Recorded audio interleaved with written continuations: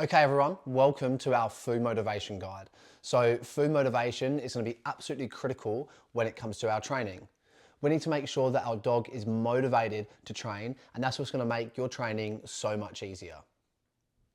If your dog currently doesn't take food outside the house or even sometimes inside the house, this is going to be the guide for you. And we're going to talk about how we're going to ditch the bowl and start feeding by hand. When it comes to this type of training, some people get a little bit worried because their dog might not take food for 1 to 2 and sometimes even 3 days. But just remember, we're not starving our dog. We're offering our dog food twice a day, and it's your dog's decision not to take the food. So be persistent, keep pushing through, and you'll see your dog's behavior change very quickly when they decide to give in and start training. Okay, so first we're gonna figure out how much food our dog eats in a day. For example, I have a bowl here and it has just over 3 cups of kibble inside the bowl. This is how much food my German Shepherd Floyd eats per day. What we're gonna do now is we are gonna ditch the bowl and we are gonna pour the contents of this bowl into our treat pouch. So what I get my clients to get is just a bait box from Kmart. It's $6 and it saves you washing out your treat pouch and the fabric gets all dirty. So I'm just gonna simply empty my bowl into the treat pouch, and now we're ready for training. Okay, so now I have my trusty treat pouch. I'm pretty much ready for training, but there's just one thing that I want to cover before we get stuck in. What is probably going to happen for you picky dog owners is that you're going to offer some food to your dog and they're going to start to take it during this process. But there's going to come a point where you might not even get halfway through your food and the dog does not want the food anymore. What we are not going to do is take that food out, put it in a bowl and offer it to your dog. That's defeating the purpose of our training.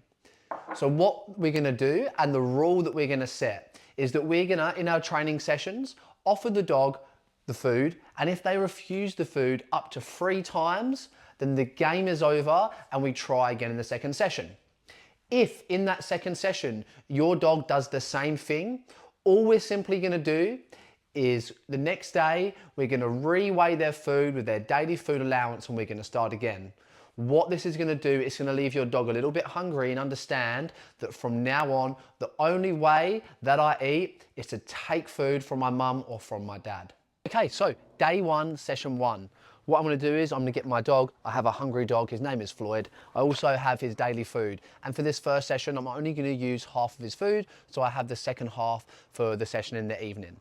With this session, all I'm going to do is I just want Floyd to follow the food and take it from my hand. I'm not going to ask anything from him, no obedience. I'm just going to simply want him to follow my hand and take the food. So what that's going to look like is I'm going to take the food from my treat pouch and I'm simply going to give my dog the food.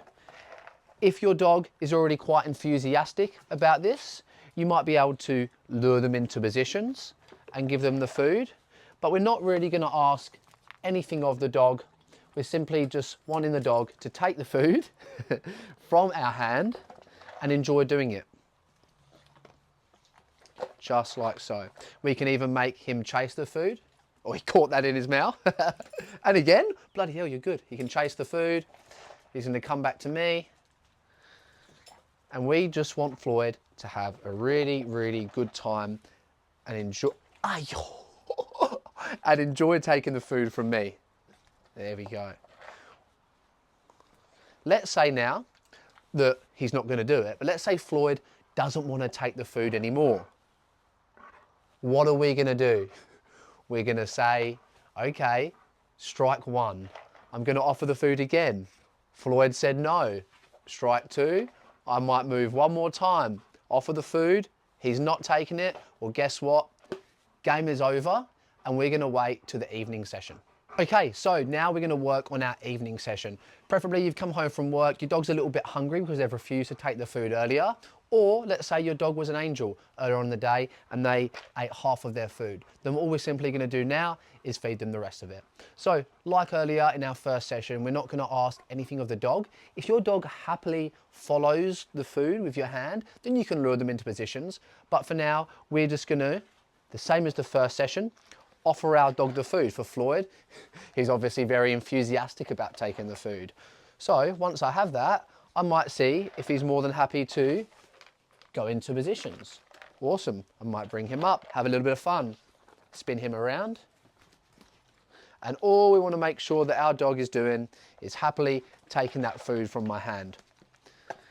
Say you've done really well, you've done lots and lots of reps. All I might do now is just simply undo my belt and jackpot my dog with the rest of his food.